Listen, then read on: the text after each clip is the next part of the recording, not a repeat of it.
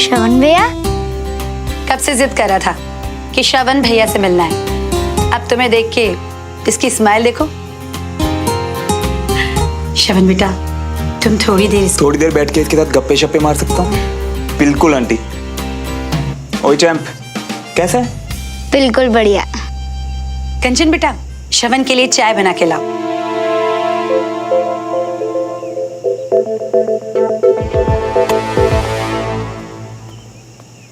Thank you श्रवण। खुश?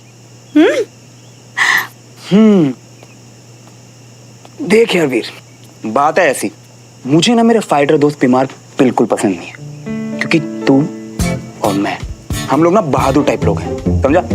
तो जल्दी से बता, तुझे ठीक होने में कितना वक्त लगेगा? अब आप आ गए हो तो मैं तो अभी से ही बेटर फील करने लगा हूँ, और अब मैं आपका बेस्ट फाइटर दोस्त बन के दिखाऊंगा। ये हुई ना ऑफिसर वाली बात। ऑफिसर वाली? सच्ची?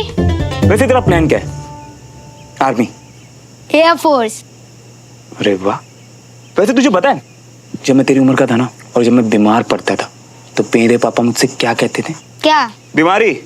और खुद एन्ना खा के बीमारी मुझे खुद बोले कि बख्श दे काके, बख्श दे। और बीमारी ना करके भाग जाती थी, समझा? ये यहाँ कैसे आया? मैंने बुलाया। वीर बोर हो रहा था और जिद कर रहा था। तुम ऑफिस में थी। काम कर रही थी और बीच बीच में फोन करके वीर की तबीयत के बारे में पूछ रही थी ना मैं। तुम्हारे पूछने से ठीक नहीं हो रहा था सुमन वो, लेकिन देख श्रवण के आते ही उसके चेहरे का रंग बदल गया। बेटा कंचन, डमरू को बोल देना कि श्रवण रात का खाना अपने ही साथ खाएगा। वो आया, खेल लिया ना वीर के साथ, अब अपने घर पे जाके खाना खाए। देखो कंचन, मुझसे बहस मत करो इस वक्त। डमरू से कह देना कि श्रवण के लिए भी खाना बनाए। रुका रे, मुझे क्या, मैं इसके लिए खाना नहीं लगवाने वाली। ऐसे बार बार लौट के पता नहीं क्यों आ जाता है। देख, इस बात का ना एक ही इलाज है, ध्यान ही मत दे उस पे। वो आया ना, खाए और जाए, हमें क्या। तू चिल कर और इतना सोच मत, ओके?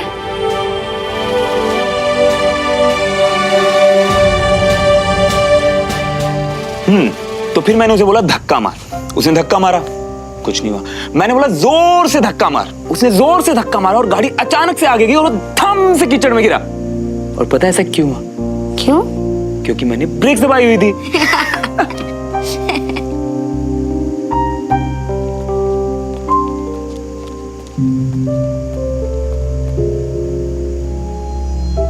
ला बेटा, अब मेरा फाइटर बच्चा खाना खाएगा। वीर, अरे बुखार चेक करवाओ दीदू से, ज्यादा शैतानी मत करो। शैतानी किए बिना बैठता कहाँ है ये? श्रवण बेटा, अगर मुझे पहले से पता होता तो मैं अपने हाथों से तुम्हारे लिए कुछ अच्छा सा बनाती।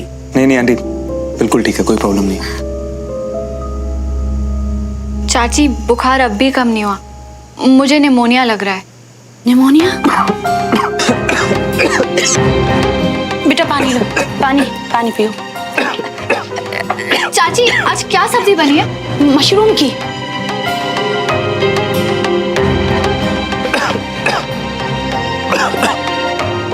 दिमाग कहाँ है तुम्हारा? देखते नहीं हो कि क्या खा रहे हो?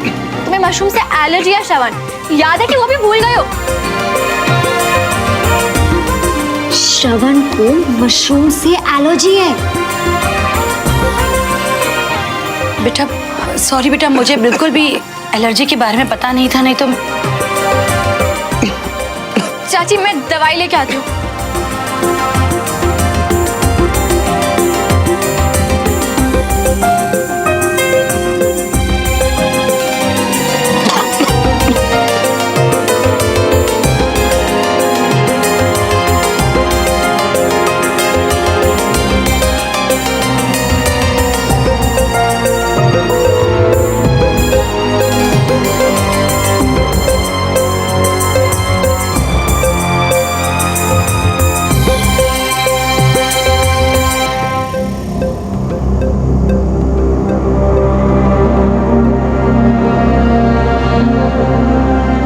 बेटा श्रवण, आप ठीक हो ना तुम? हाँ बिल्कुल ठीक हूँ आंटी। आप चिंता मत करिए। ब्रेव भैया। ये वो तो अच्छा हुआ कि एन वक्त पर सुमन को याद आ गया कि तुम्हें एलर्जी है, वरना जिस तरह से तुम खांस रहे थे मेरी तो जान ही निकल गई थी।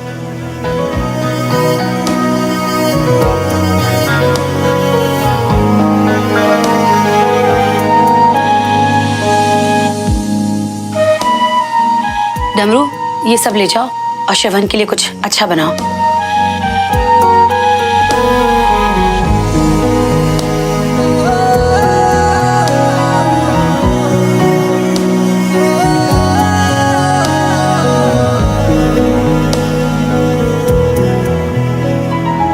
अच्छा आंटी, अब मैं चलता हूँ। कल नहीं प्लीज भैया, प्लीज मत जाओ ना।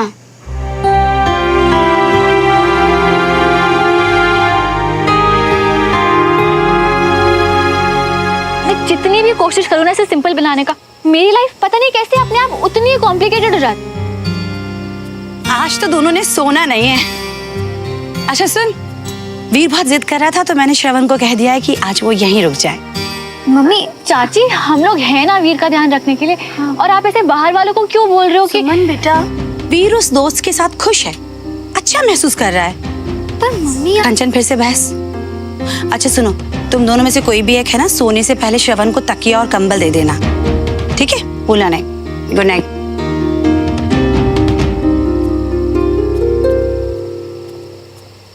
इसके ऊपर कंबल डाल के डंडे ना मारूं, जैसे बिना बात के आराम से रुक गया ना, वैसे आराम से कंबल के बिना सो भी जाएगा।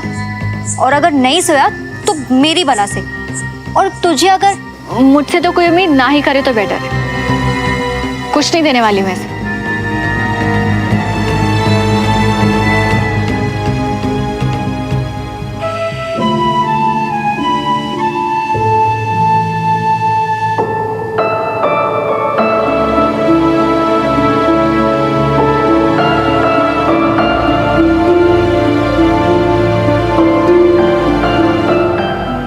श्रवण भैया, क्या हुआ? आप कहाँ जा रहे हो? नहीं नहीं वीर, जा नहीं रहा, बस मैं वॉक कर रहा हूँ यार।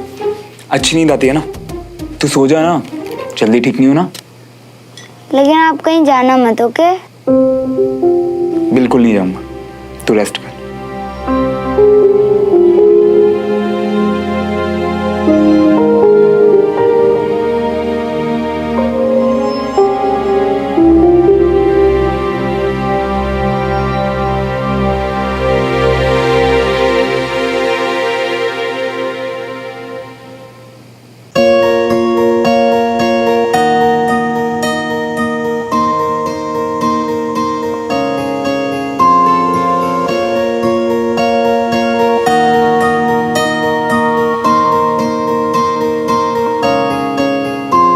की धड़कन में रहेगा तेरी ही यादों का सिलसिला।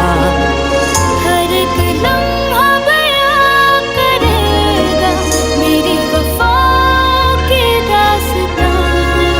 तेरी मोहब्बतें, तेरी इबादतें, तेरे लगाए हुए इल्जाम। वादा किया है ये मैंने खुद से भी, आए ना होठों पे तेरा नाम। खुद को जला दिया, खुद को मिटा दिया, कर दिया खुद को हमने फना। एक दूजे के वास्ते, एक दूजे के वास्ते, एक दूजे के वास्ते, एक दूजे के वास्ते।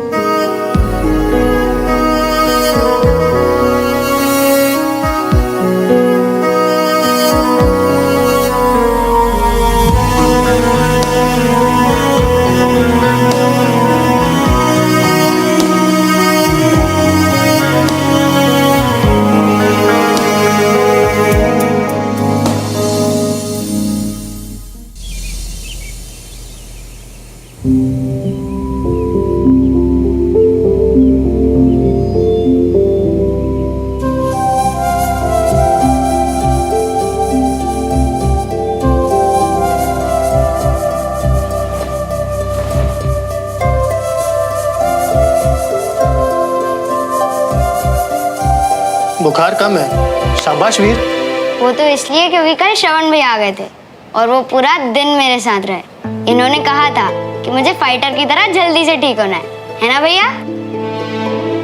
निमोनिया है, ठीक होने में हफ्ता 10 दिन तो लगेगा। तब तक आप इसे आराम कराइए। यस डॉक्टर, वो सिम्टम्स देख के मुझे लगा ही था। चिंता मत करिए, बच्चों के साथ में ये सब चीज़ें चलती रहती है और आपके घर में तो डॉक्टर है ही, सुमन सब कुछ संभाल लेगी।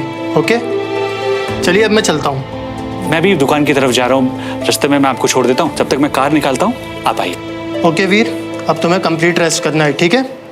चलिए बाय। बाय। बाय आइए, वीर। मैं आपको बाहर तक छोड़ दूँ। श्योर।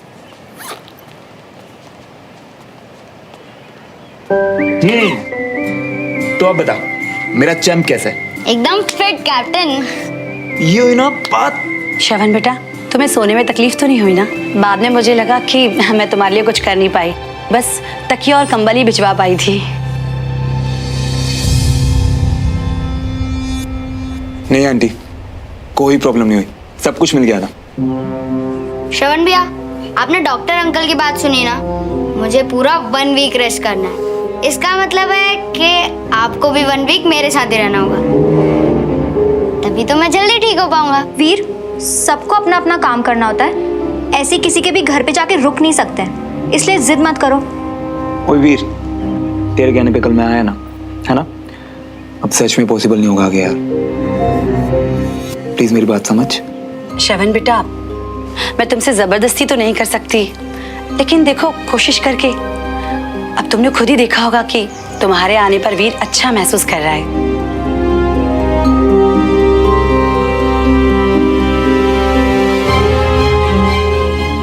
आंटी मुझे खुद वीर के साथ बहुत अच्छा लगता है, पर सच में आगे पॉसिबल नहीं हो पाएगा।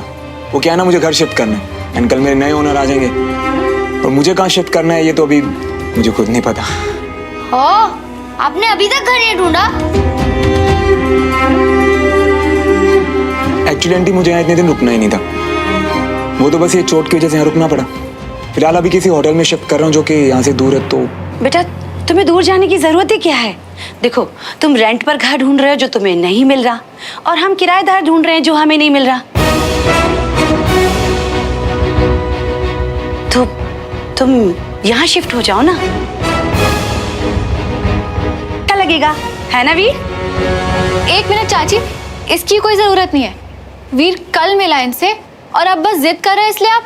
जान पर खिलकर जान बचाइए श्रवण ने वीर की, तो पक्का रिश्ता तो बनता है ना वीर और श्रवण का।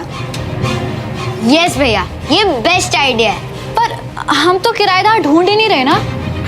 हम घर बेच नहीं सकते, पर घर को किराए पर तो चढ़ा सकते हैं ना बेटा। तो फिर मैं वो ही कर रही हूँ, और तूने ही तो कहा था कि इस घर को बेचने की बात के अलावा तू मेरी हर बात मानेगी, है ना?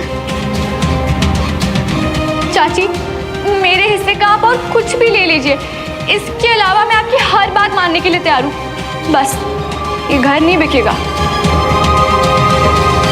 और श्रवण बेटा, हमें भी तसल्ली रहेगी कि तुम हमारे पहचान के हो, और किराए वगैरह की बात हम लोग बाद में कर लेंगे आराम से। अब हाँ या ना फैसला तुम्हारे हाथ में। एक रात किसी को झेलना और बात है, लेकिन रोज रोज वो भी 24 घंटे, this is impossible for me. Shravan और मैं, हम स्कूल में साथ थे, फिर एक दूसरे को पसंद भी करने लगे, पर मेरे लिए वो बचपना था, स्टूपिडिटी थी। It really meant nothing to me. अब मैं चाहता हूँ कि मैं उसकी लाइफ में रहूं, उसे उसके बचपने की बेवकूफियां याद दिलाता हूं। खबरदार, हाँ मत बोलना। आंटी, अब आप इतने प्यार से कह रही हैं तो मैं मना कैसे कर सकता हूँ? मैं कुछ दिन यहाँ रुक जाऊंगा चैंप के पास, और रेंट वगैरह की बात कब करनी आप बता दीजिएगा। हाँ ठीक है, आप खुश? वादा किया है ये मैंने खुद से भी, आए ना होठों पे तेरा नाम। खुद को मिटा दिया, कर दिया खुद को हमने फना, एक दूजे के वास्ते है।